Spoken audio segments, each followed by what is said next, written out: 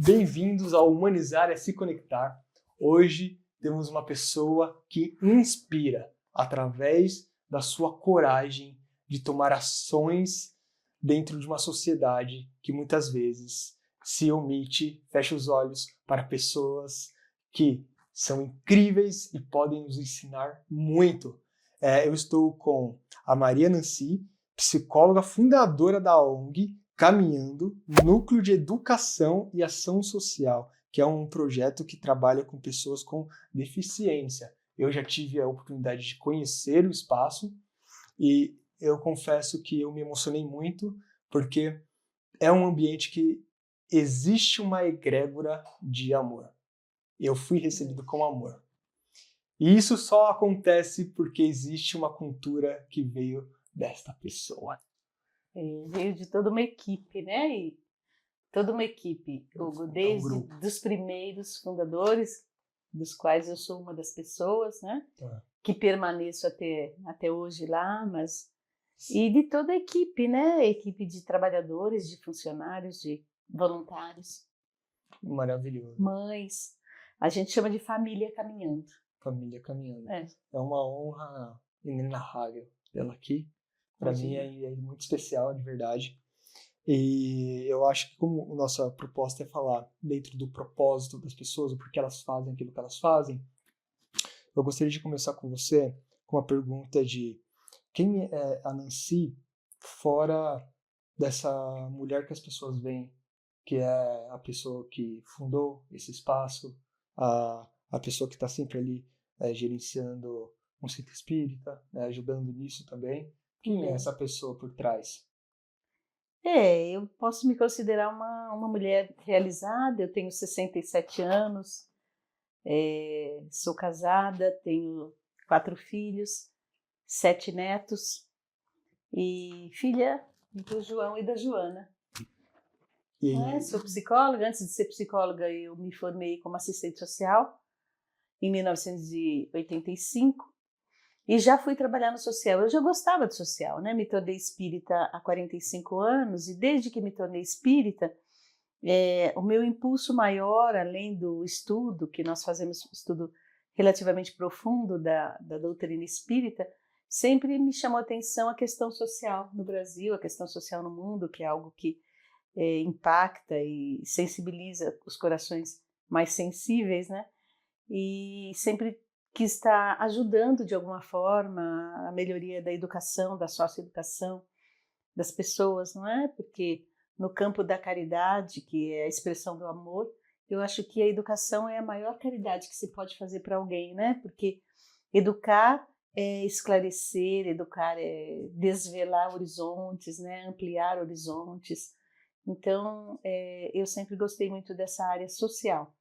E depois de muitos anos formada como assistente social, aí eu fundei o Caminhando em 1989, no dia 16 de dezembro de 1989, e passei a trabalhar. Já trabalhava como assistente social antes de fundar o Caminhando, né?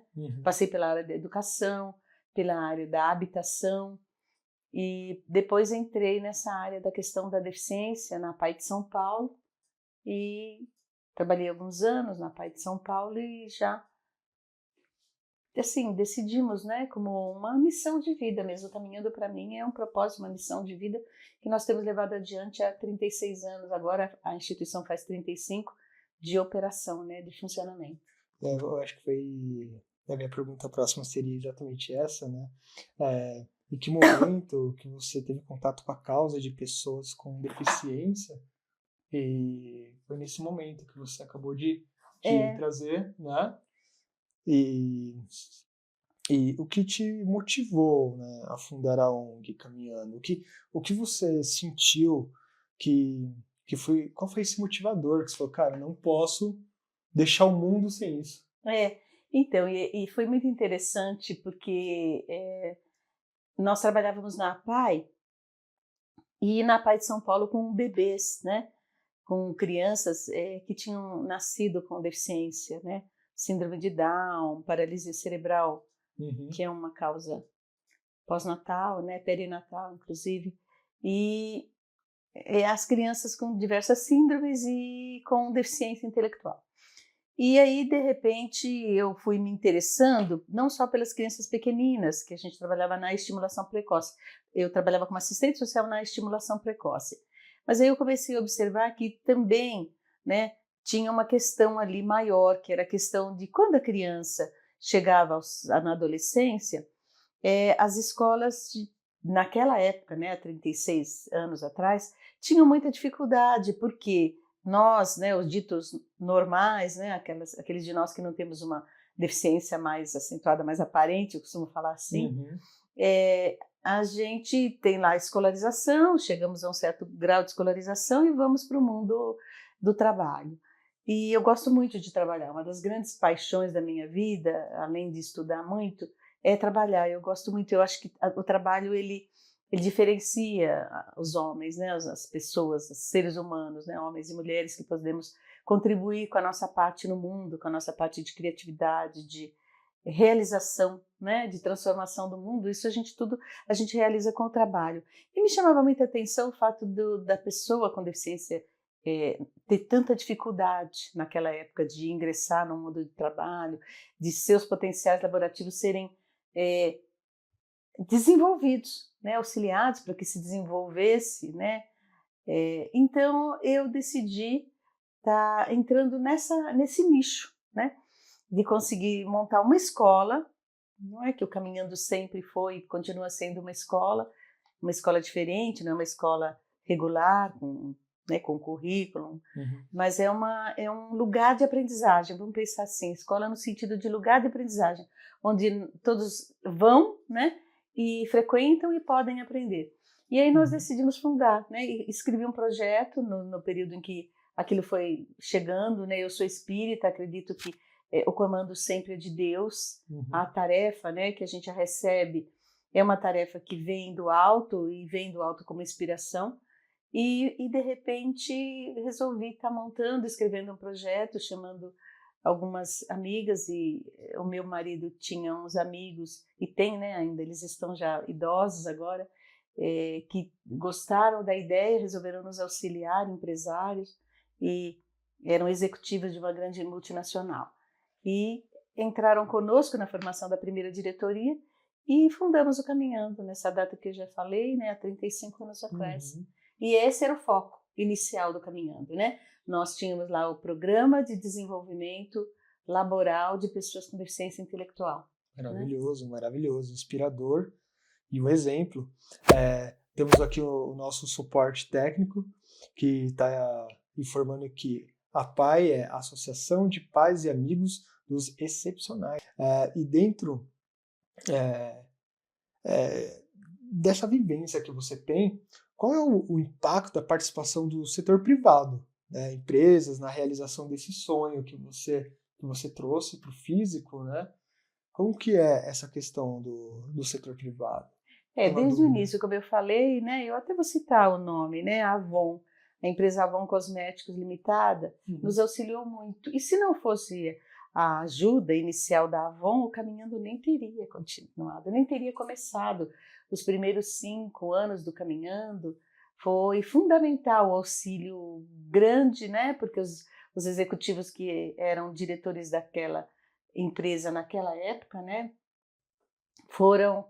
vieram conosco com pessoas físicas, né, mas nos auxiliaram porque traziam para a gente muita contribuição na empresa, né, e foi muito bom esse trabalho de filantropia da Avon para a fundação e o início, né, os primeiros passos aí, vamos pensar até 10 anos do Caminhando, os primeiros 10 anos, não é? Então a iniciativa privada, as empresas do segundo setor, né, como nós falamos, porque o primeiro setor é o governo, o segundo setor são as empresas, né, as empresas, e o terceiro setor somos nós, as ONGs, né, as não governamentais. E o segundo setor tem um papel fundamental na continuidade de qualquer uma das ações humanitárias que a gente pode desenvolver aqui nesse país. Porque a participação das empresas é fundamental.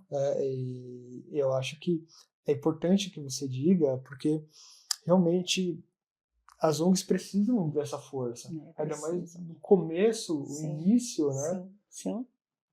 É um alavanque, mas realmente um alavanque, né? É um trampolim para um sonho que engaja pessoas que precisam, que traz pessoas que precisam. E esse país ainda está muito incipiente no sentido de as realizações das organizações não governamentais, o apoio das empresas ainda é pequeno, infelizmente, aqui no Brasil. Como Caminhando faz muita questão de um serviço oferecido de muita qualidade, modéstia à parte, nós funcionamos como uma escola 5 estrelas, sabe? A gente funciona lá, os pais, quando entram, ficam assim, encantados. Eles falam, não tem uma ONG que trabalhe e que ofereça um trabalho não só para os que nós chamamos de os atendidos, né?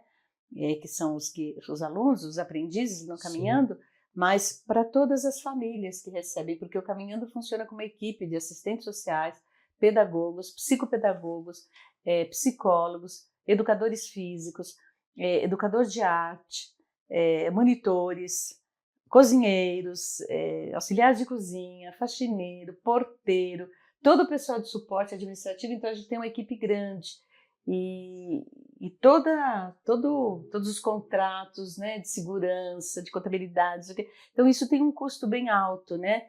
E as parcerias com o poder público não fazem frente a um custo desse. Então a gente precisa ir muito atrás de doação, de eventos, de outras coisas, e as empresas nesse sentido seriam, e são, né, porque nós temos algumas empresas parceiras, mas elas são fundamentais. São. E em outros países, existem países que é a sociedade civil que se organiza, como por exemplo nos Estados Unidos, né?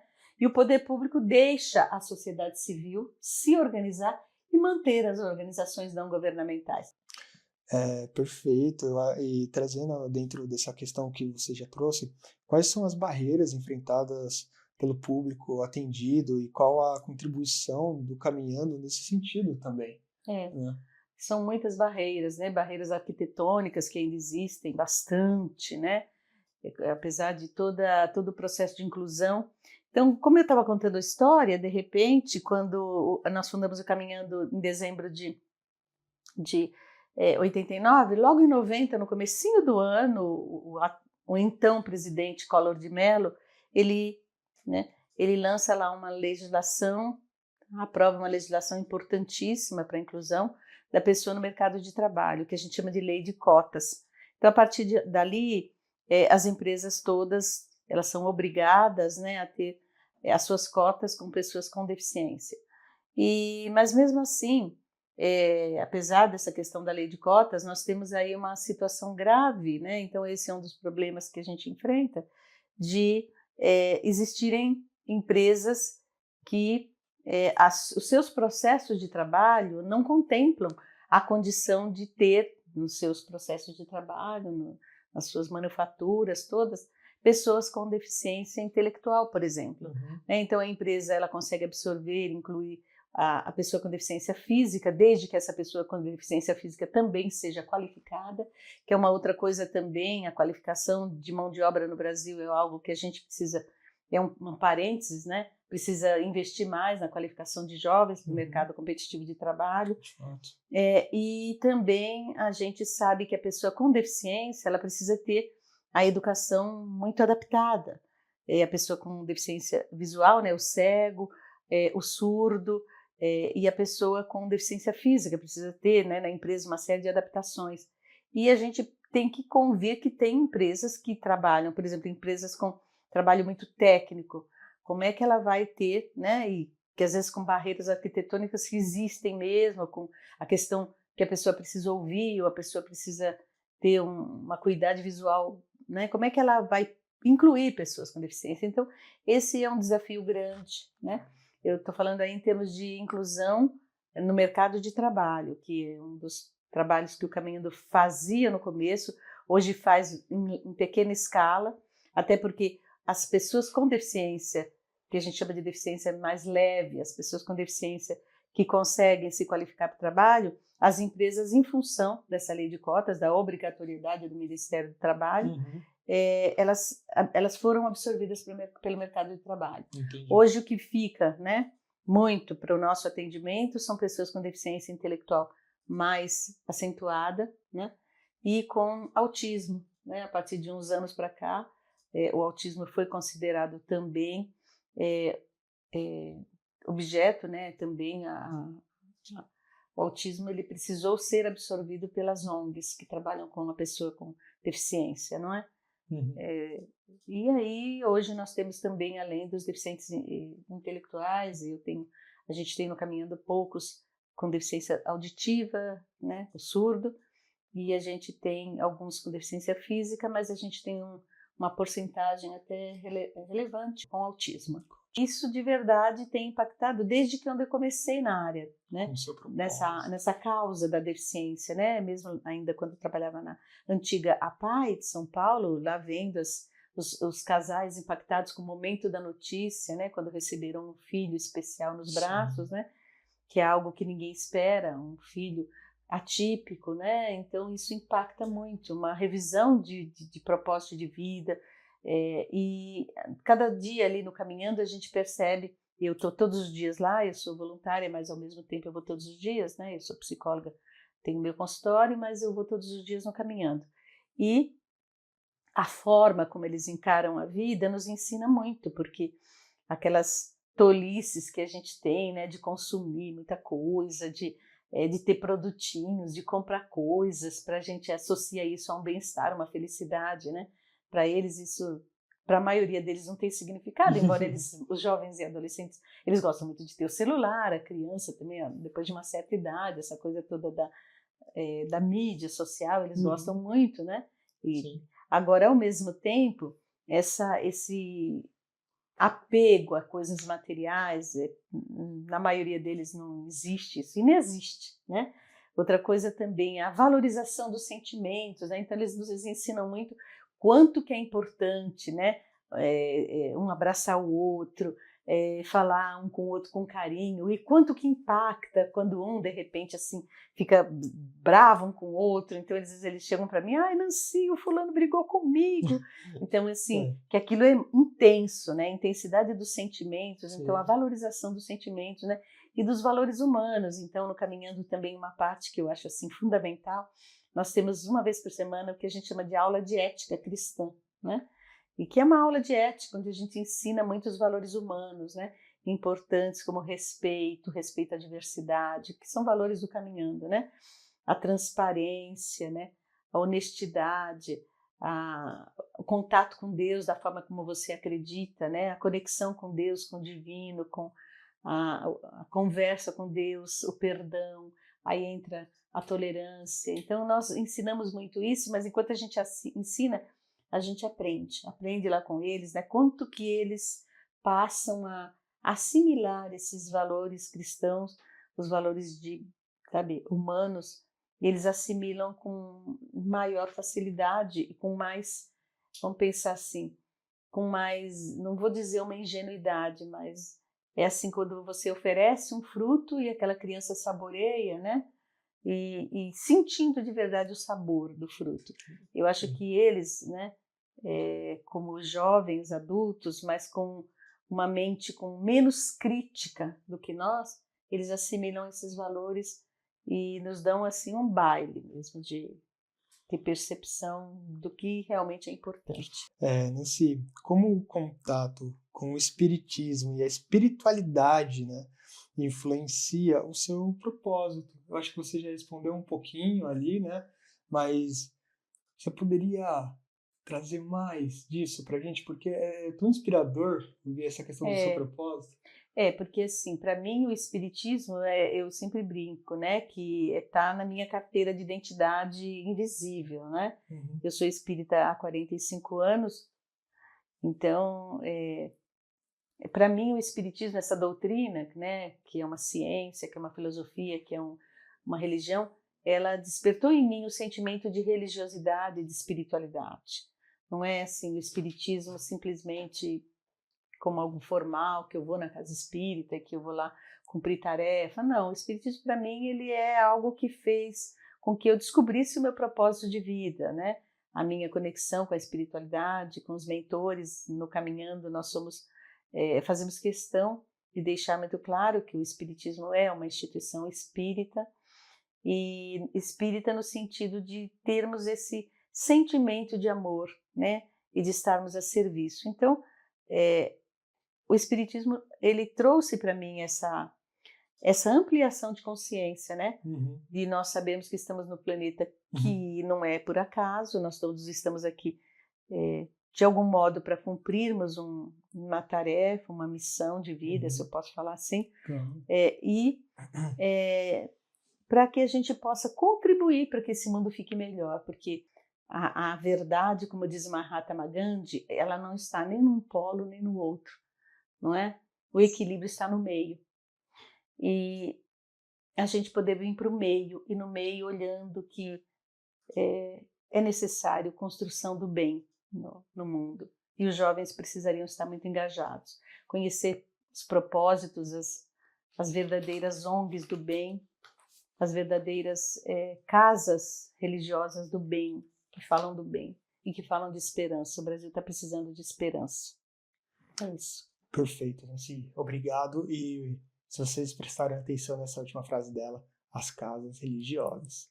Então, não importa a religião, importa o coração e o que você utiliza da religião que você está para ser melhor e ajudar as pessoas que estão à sua volta. Utilize da religião que você frequenta para tornar o mundo melhor. Obrigado e humanizar é se conectar.